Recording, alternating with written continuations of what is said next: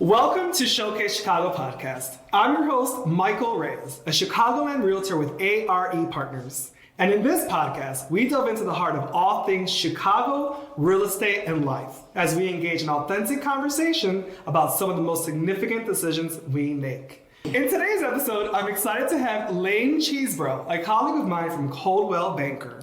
And today, we'll be recapping the 2023 real estate market, what to expect in 2024, and I have some exciting news to share about how I leveled up in 2023. Lane, thank you so much for being here, and it's an honor to have you on the Showcase Chicago podcast.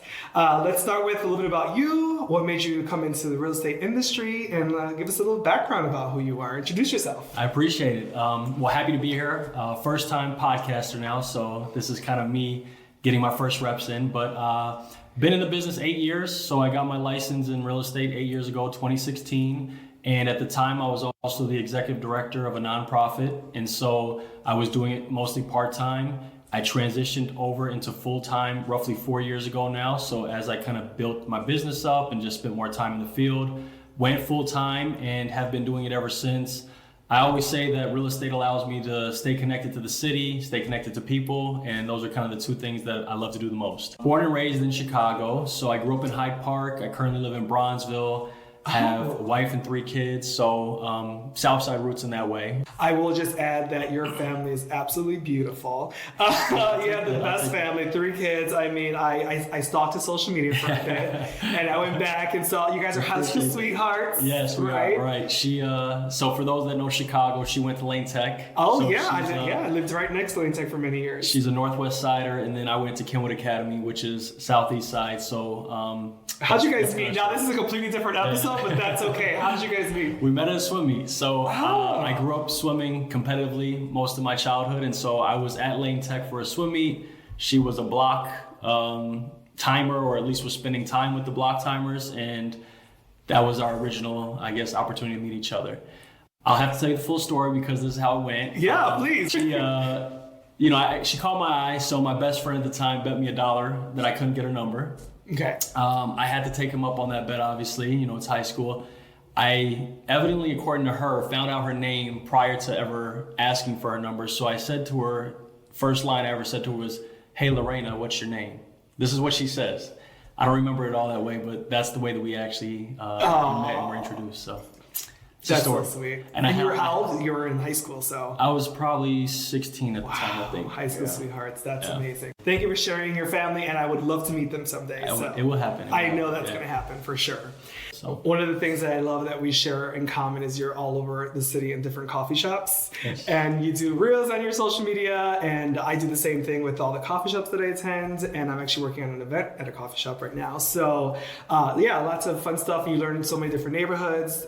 I've been in Chicago my entire life, and you're still learning different things about the city. Absolutely, and the neighborhoods change over time, right? Absolutely. So we have 77 of them, but each one changes a little bit at a time, maybe more than others.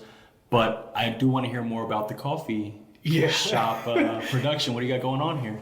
This is just so I actually had a home buyers workshop that I was asked to be the presenter of last month. Mm-hmm. But I'm doing another event similar to that, but this one will be Real Estate 360, your ultimate Q&A experience. So whether you're looking to sell, buy, or invest, we're going to be hosting this event at the end of February, probably the last week of February. Either at a coffee shop, ideally at a coffee shop. I'm working on a couple of places to lock that down, or it will be at the North River Commission office, which they've asked me to put this event together. So we'll actually have a lender, insurance broker, myself, and hopefully a real estate attorney as well. Nice. So we'll have a whole panel of experts to answer all your real estate questions, and it's going to be very engaging, very back and forth. It's like bring any question you have, and we'll help you with that. That's awesome. Yeah. So thanks for asking about that. If it's at a coffee shop, I may be in attendance. Okay. Yeah. I mean, let me know. Yeah, definitely. I'll let you know. I work all over the city, as you kind of alluded to, and I love traveling the city through coffee shops. So that's my bread and butter. I just actually worked with my first client that came out of my love for coffee. He's a coffee shop owner as well, and reached out to find a place closer to his shop. And so that was a lot of fun to work with. And just, I think that's what coffee shops offer, is that opportunity for relationship building. You're obviously a part of the community. You get a real sense of whatever that area is like. And you can never have too much caffeine. So my doctor would not agree with you, but we're working on it. I call it the acceptable addiction, right? Because it definitely is that. All right, so let's dive into the meat and potatoes of the episode, and actually, let's talk about the most important thing here that I'm really excited to discuss and share with everyone. I have a big announcement, and it goes with how Lane and I met. So, how did we meet? But we happened to be in a managing brokers class that was all of 15 students roughly, yes, somewhere in that range, and so we both landed in the back row, and the class was intimate enough that everybody participated, and because of that, you got a chance to really get to know people's both work history but also personality, and I think that we kind of hit it off at that time. So with that, I've successfully passed my managing brokers course, and I'm officially a managing broker. Thank you. What does that mean, right? I think to level up my license, it opens up new opportunity. It elevates my lessons, my training, my education in the real estate. It helps me to provide a better service for my clients. And in the long run, I can certainly manage a team, manage an office, go out on my own, join another brokerage to be their managing broker. So there's so much opportunity and potential with that license. Not that I'm leaving my firm now, but important note. For me, it's about leveling up my offerings to my clients and making sure that I am the best broker for my clients. So that's why I got my license, and I'm a managing broker now. So big announcement. Congrats, and Lane is on his way. So I have not taken the test yet, and my reason for doing that is I wanted to make sure Michael was the only managing broker on this episode. So I'll do it after the episode is over, maybe. That is really great. Yes, I'll add the notes when you pass. So I appreciate that. So I'm the managing broker. He's the broker. Exactly. There's a hierarchy here. Right. It was a great class. There were so many standout brokers in that class. Everyone just inspired to push themselves to do better, learn more, and do good by their clients. It was such a great class. So Michelle, what was her last name, our teacher? She's Michelle Seminars on Instagram. Michelle Seminars on Instagram. Most important. So she was a great instructor. So if you're listening to this, thank you. We really enjoyed that class, and you're bringing brokers together. So Absolutely. It worked out.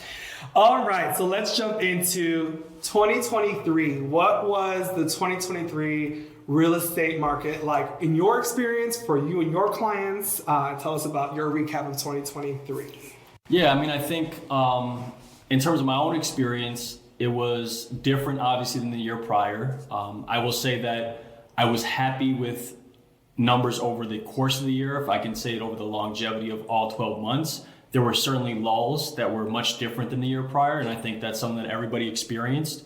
In real estate, you know this to be true as well, but numbers were down 18%, I believe. In my experience, I sold less in volume than the year prior, so I think that's in line with very much what the expectations were given the market. So my numbers were down from 2022, but the market was down, right? What I found though in working with my clients, which I think is more important than anything, is just the timeline change for a lot of clients in the year itself. So as rates really jumped and reached almost 8, right around October, November, I want to say, was in that range. That's when you really felt one of the first halts of the year. It reminded me of 2022 when rates, I want to say, first touched 6 maybe. But there was just a lag as soon as that happened. And I think over the longevity of the year, over the course of the year, buyers didn't quite know what to make of what was happening in the market because pricing never really dropped the way that they might have expected or were being told that it would. Any drops were mostly minimal in those markets. And so you have rates that continue to rise, but because inventory remained so tight, the actual values of those homes didn't necessarily come down to a sweet spot that buyers were feeling like they're getting all types of deals at. And so there was a lot of hesitancy, I would say, in the market throughout the year, right, at different points. However, I think that those buyers who started their process earlier, this was my experience at least, were more ready to kind of pull the trigger when they found a home that they were ready and looking for. Whereas buyers who might have just entered the market in 2023 because they sat on the sidelines of 2022, they were more skittish throughout the whole year. That was kind of the experience that I had. So yeah. The business itself, transactions for most people were down a lot of that also was lost deals, which I don't know if you can relate to that or not. That was certainly something that I experienced personally. And it really was rough because you get to the finish line, like day of closing, it was losing the deal. Yeah. Day before closing.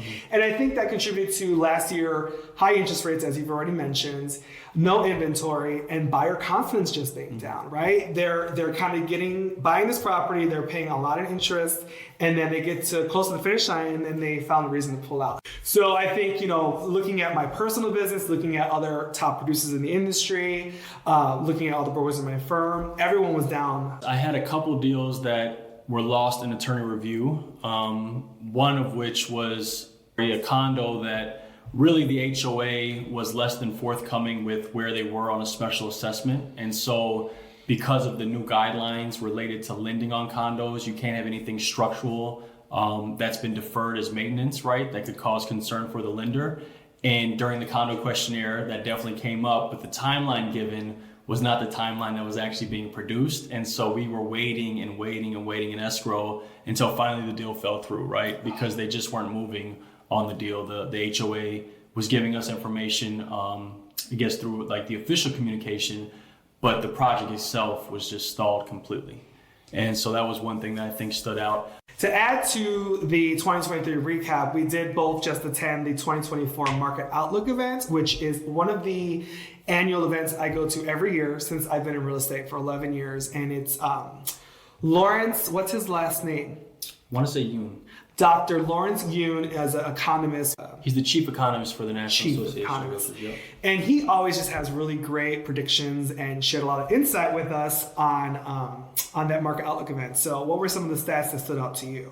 Well, I think one of the stats was that Chicago actually fared well compared to the rest of the nation when it came to sales. So his outlook was snow. I remember this statement of snow, right? So if you follow the weather, you always have somebody telling you what's going to happen with the weather, and it's not always the most exact, but they're giving you an idea of what to expect. And he was expecting that we were going to have quite a bit of activity in the 2024 season. I think we were talking a little bit earlier. We've both experienced that already as we're in January. We've always been talking about when does the spring market start, right? Clients are always asking that. It's an ongoing conversation in Chicago and I'm sure nationally, but because of our weather, you're never quite sure when things are going to pick up. But the last few years, I think we've had early starts to the spring, and that certainly holds true this year, right? So for me personally, if I look at my own business, I'm actively shopping with a number of buyers that are ready to write offers on properties that they're looking for, that they're excited about. They're realizing that they're not the only buyers that are now ready to write offers on properties that they're looking for and excited about. And so we're seeing a lot of multiple offer situations already in the early going, or at least I should say, I am seeing that. Yeah, it's still very much a seller's market. Yes. But I think for me, the early going here feels like more often than not, a new property coming to market properly priced is getting a lot of activity. It's just getting a lot of activity, whereas I didn't see quite as much of that, certainly towards the second half of last year, right? Yeah. And so that is definitely back in play. And that would be the second takeaway for me from the market outlook is that I think the Fed has said they're planning to cut 3 times this year. 3 to 4 times is what they're predicting, correct? And this is kind of going into our 2024 kind of updates and predictions and what we expect. So this is a great segue into that. Well, and Dr. Yoon was saying somewhere in the range of 4 to 5, I want to say, he said. And I found it interesting that he thought, or he predicted that rates would still hover in the 6s. So it would be, I think, let's say, not unusual, but it would be serendipitous if we got to the 5s, according to him. I don't think it's going to happen, but that's just my thought. And he was right in line with that, right? Yeah. I think he was saying it's much more likely that we'll stay in the 6s, but those cuts will probably be, gradual cuts, and we're not looking at increases, which I think is the main difference, right? Absolutely. Whereas last year, buyers were really seeing their rate float up and down depending on when they were in the year, where they were in the year. Some condo rates were like 8.2, 8.3. You know what I mean? Right. So it's Well, and then you get it. You can have almost a point difference depending on when you decide to buy as you're tracking it, right? Mm-hmm. And I don't see that kind of volatility happening this year based on what's being predicted. Yeah. So the one thing I'll go back to on that is, and I often tell people this in terms of like, January 1st, I get so busy. And it's really the spring market starts January 1st. Yeah. I ended up choosing to go to New Orleans for Christmas this year. And, you know, they say if you want to get busy and you want business, go out of town. And that's exactly what happened to me. And of course, I was working in the French quarters doing my thing. And I set up, 3 new active buyers that signed buyer exclusive with me. I put a multifamily property under contract for one of my investor clients. And as of January 1st, my phone has just been ringing. So it's like the spring market is started, it's hot, it's ready to go. Yeah. And I think that, again, we're kind of jumping into 2024 predictions and 2023 recap, but the biggest challenge we've had is inventory and, of course, rates and buyer confidence. Now, what I foresee happening in this coming market is as these rates continue to drop, prices continue to increase. Yeah. And so, like I've been saying all last year, you may pay on the front end with the interest rate, but you can always refinance later. Right. Versus now, the price is going to go up. And I want to say it was somewhere the prices may go up to like 2, 3, or 4% of the current prices. So of the major kind of platforms, the forecast looks like pretty much most are in line with 3 to 4%, I guess 4 being the high. And only one platform is actually predicting that we'll see a decrease in pricing. Oh. That's Realtor.com. Oh, so we should probably not plug their name. Most of the major platforms are predicting an increase in price of 3 to 4% gain. Yeah. And I can see that definitely happening as these rates continue to decline this year. And, it's also an election year, so there's a lot of talk about how rates fluctuate and, as the closer we get to the election. And so I foresee that happening for sure. While I'm really excited about rates dropping, and I'm hoping that what happens is that it encourages sellers to sell, right? Because people need to move. That was one of the other things that I took away from the Market Outlook event is people have been sitting tight because they've been afraid of the market, not wanting to sell, but people are still having babies. People are still outgrowing their spaces. Mm-hmm. People are still changing jobs. Mm-hmm. They could afford more. They need more space. 3 million people are getting married, so they need to upgrade from, maybe a smaller home to a larger home. 1.5 people are divorcing. No. You know what I mean? So people need to move, you know what I mean? But they've been sitting tight and holding strong in these low rates that they've had. So I'm hoping that as these rates drop, we will start to see more people selling, because that's what we need. We need more people to sell. Well, inventory, and I think a lot of times you hear realtors talk about your local market, right? Mm-hmm. And I think this is where it truly applies. There are certain markets in Chicago where if you're looking for a certain product, let's say a 3-bedroom, 2-bath condo, or even a 2-2 in some cases, a single family home detached, the inventory is so tight that you're looking at maybe a handful of homes if you're lucky. And you're not the only buyer shopping for that handful of homes. And so that's where you get into this competition around pricing, because it's really hard to negotiate down pricing in some instances unless it's overpriced, when there's just nothing else out there to gauge it against, or even to try to find leverage against it, right?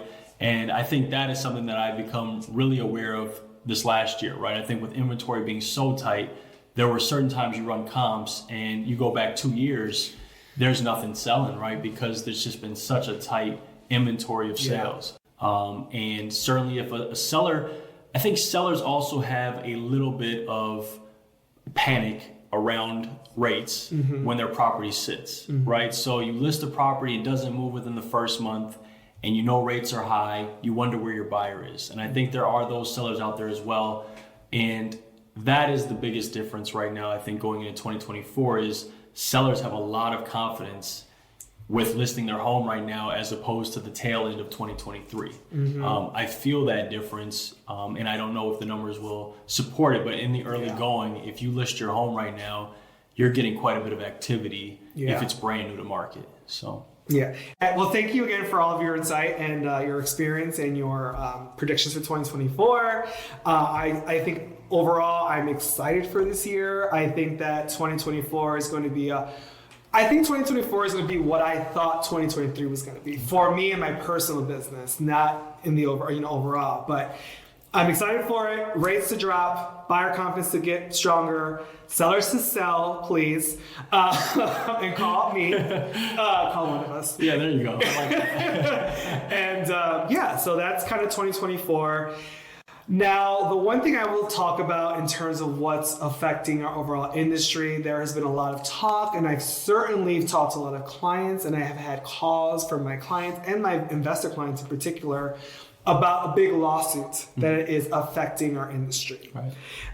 And what the lawsuit was in the state of Missouri, there are several pending that are similar, copycat lawsuits that are pending, that they were suing several of the big real estate brokerages in Missouri, as well as the National Association of Realtors.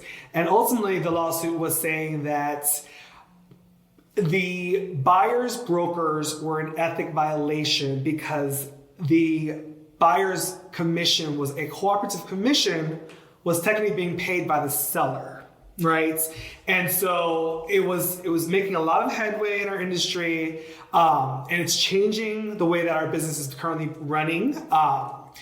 Basically arguing that as a buyer's agent, you have a conflict of interest by getting paid by the seller's side.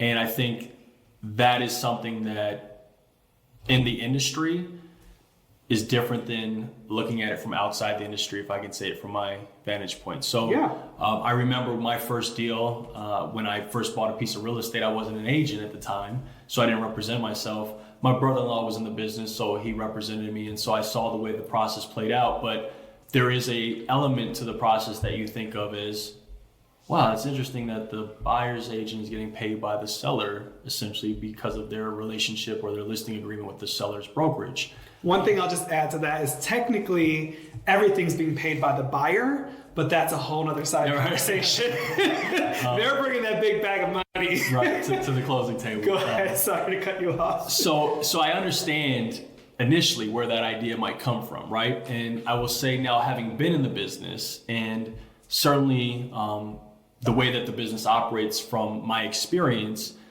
there is no conflict of interest from the way that I look at it personally. And the way that I argue that is, if you think about the negotiation around a price point, if you're working with an agent that is trying to figure out how to maximize their commission as part of that negotiation, one, you're talking about hundreds of dollars versus hundreds of thousands of dollars, right? Because it doesn't really compute to try to, keep pricing up just to get paid a couple $100s more. It doesn't make sense, at least once again, from my own personal vantage point.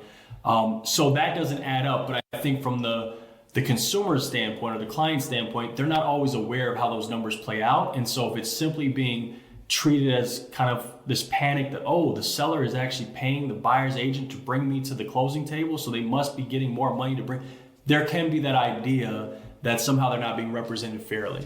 The other thing that stood out to me about the lawsuit is I always have that conversation with the clients that I'm working with, whether that be the seller and putting together a listing agreement and explaining what's going to happen with the commission that we're negotiating, or that be the buyer and explaining what's going to happen at a closing table and why there's a cooperating commission being offered on this property, and actually what that cooperating commission is. I mean, I always disclose that because to me, those are transparent elements of a deal, a transaction that end up coming up in the closing table anyway. And I don't see any real reason to hide the way that brokers are being paid, because you're performing a service to the best of your ability. We don't work for free on the buy side. Effectively. And because of that, you shouldn't, to me, have to hide what you're getting paid to do your job. That's how I've looked at it. So it also caught me, just like I was caught off guard when I first saw from a consumer standpoint how commissions were being paid out. I was equally caught off guard by the lawsuit, which was suggesting that the listing agents or the agents involved were not disclosing to their clients how they were getting paid. And of course, that could all be lost in communication, and who knows what's real, because the lawsuit paid out a lot of money and lawyers collected most of it. But when a lot of money gets involved, I think people can figure out their own stories too. So absolutely. I think the way that the structure exists now is to have full disclosure on both sides, fair representation, and the seller wants to maximize their marketing, right? And market that property as much as they possibly can. Also, your best buyers are going to be buyers that are represented by a broker. right? You know, they're going to be the most qualified. They're going to have clear representation. They're going to be the ones who are going to save the deal. They're going to be the ones talking to the attorneys, the lenders, the inspectors, moving things along. There are so many moving parts to that. And a buyer who's unrepresented that has maybe no idea what they're doing, right? You don't necessarily want that buyer, you know what I mean? And so I think it came out of necessity because there was so much not being protected on the buy side and the consumer protection, right? That's the whole point. We're now clearly protecting the buyer's side of the transaction, the client, as well as the seller, right? And you mean the current format is? Yeah, the current format, exactly. But as it's changing, which I will also add that I am actually excited about the lawsuit. Okay. There you go. Come sign it. You know, for me, I think, I think I've already had these conversations with my buyers and my sellers. I have a lot of integrity, and the way that I run my business is all about data and disclosure, right? So my buyers and seller consultations are next level. We were talking about that. Yeah, and they are very detailed. I'm very thorough, and I don't want there to be no confusion. A lot of times I do videos, and I explain all this in videos to them so they can watch a whole 10, 15-minute video. Right. Well, and to be frank, that's where I'm going to head with video as well, right? I mean, video lives on in perpetuity, so you can always circle back to it. You can re-watch something that you're a little unclear on still, and I think that's changing a lot about real estate in general. Yes. So, makes a lot of sense. So what I think it's going to do is, I think since I run my business already with so much integrity and with so much transparency, I'm going to be fine. But I actually think I heard 200,000 brokers left the industry in the last year. And I do think that the brokers that maybe aren't doing this full time or maybe aren't doing it to that level are going to leave the industry. And what does that mean for me and what makes me excited about this? The small exciting part of this whole thing is that I'm going to have more business. Only the professionals will remain. Oh yeah, obviously only the professional, only the strong will survive. That sounds terrible to say, but you know, my buyers know that ultimately if my commission is not cooperatively paid, if I'm not being paid a cooperative commission by the seller or the seller's broker, that they are responsible and liable for paying my commission. They went over race and ethnicity in the actual market outlook. There's two numbers that really were quite shocking. At the time of the actual conference, so we'll say this is really current data, home seller race or ethnicity was 89% white, 5% Hispanic, 4% Black, and 3% Asian, and then 2% was comprised of other. So that's the actual race and ethnicity of the sellers. And first-time home buyers' race and ethnicity was 69% white, 7% Hispanic, 7% Black, 6% Asian, and 6% other. And there's an argument that the way that buyer representation is being discussed and this idea that the buyer now becomes responsible for paying their own broker can prohibit folks from being able to enter the market as first-time home buyers. And one of the reasons that argument is being made is because another set of data that came out from that market outlook was that 0% down payment was 16% of buyers last year. We're putting down 0% on a home. 1 to 5% down payments was 22% of buyers. So that's a total of 38% of buyers are putting down less than 5%. If you're putting down less than 5%, you're covering your closing costs, assuming that you can negotiate them. Are you ready to pay an additional cost to have representation by your broker, or would you fold that into the transaction itself, which is what has traditionally been done? And so I do think that there will be a way to solve this issue that doesn't involve money out of pocket for buyers. I think it might be an additional disclosure. It may be a separate even negotiation, right? Where there's a price point that may involve the buyer's representation being paid. But I can't imagine that starts to come out of pocket or needs to be liquid in cash for those buyers that are struggling to get into the home to begin with. Well, and I think to those numbers, it's the minorities who are going to be, unrepresented and not supported, and that's who's going to be most affected by this, this lawsuit. As it stands, the case ultimately did was won by the plaintiffs, but they are working on the appeals. Again, I think that clarity and transparency is what's important. I do think that the way that the system currently is set up makes sense. And again, when I'm listing a property, I'm saying that I'm cooperating with other brokers because I want to make sure I bring in the best, most qualified, strongest buyers to your listing. You know what I mean? And then I also think about there's a whole industry around wholesaling. Mm-hmm. If you're familiar with wholesaling, you basically go directly to a owner, not always somebody who's even for selling their house by owner, right? It's just somebody who owns a home. You offer a certain price point, and based on whatever you get that property under contract at, you're reselling it on the open market. You're basically marketing that property at a higher rate, and the difference then gets paid out. Well, that's basically a seller who's unrepresented. If we just narrow it down to what's happening there. And that's a whole industry built around unrepresented real estate transactions. So if you do that on the buy side, you still have a similar dynamic in my estimation, right? Where everything that we're tracking is very fluid. It moves quickly. You're pulling comps, you're tracking the market. Being active in the market is a huge part of that. And for a buyer who's just entering and trying to figure out where they're timing that particular neighborhood, that particular property, that particular market, very difficult to do without some kind of representation to add confidence. Absolutely. And you alluded to this last part, which is once you're under contract, you're really just beginning. And without a buyer's agent working in unison with the buyer and really representing them, you could end up in a situation where every small thing that comes up creates panic and or nothing comes up because the buyer doesn't know what to even go after in terms of what's wrong with the property, what comes out of an inspection,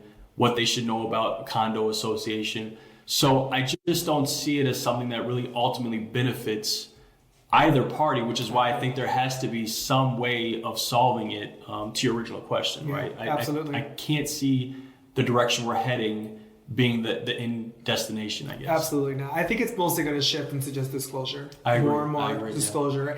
Yeah. And I already do this, but I exclusively only work by buyer exclusive I remember contracts. This as well from our classes. Yes. Yeah, there's a lot to digest with this lawsuit. I definitely think the industry is going to change and hopefully just continue to get better, right? The whole point of the National Association of Realtors, Chicago Association of Realtors, is we have a higher level of ethics and requirements and what we are supposed to represent our clients with, right? And so we're only trying to do the best for the consumers, and that's protecting their interests, we're having clear representation, and both sides to win, right? Yeah.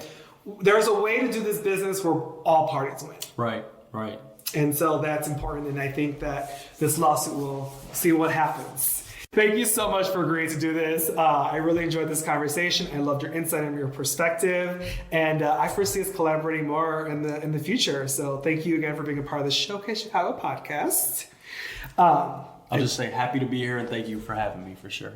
Thank you for listening to another episode of Showcase Chicago podcast. If I can support you with your real estate needs, you can search Showcase Chicago or Michael Reyes on all social media platforms, or go to www.showcase-chicago.com.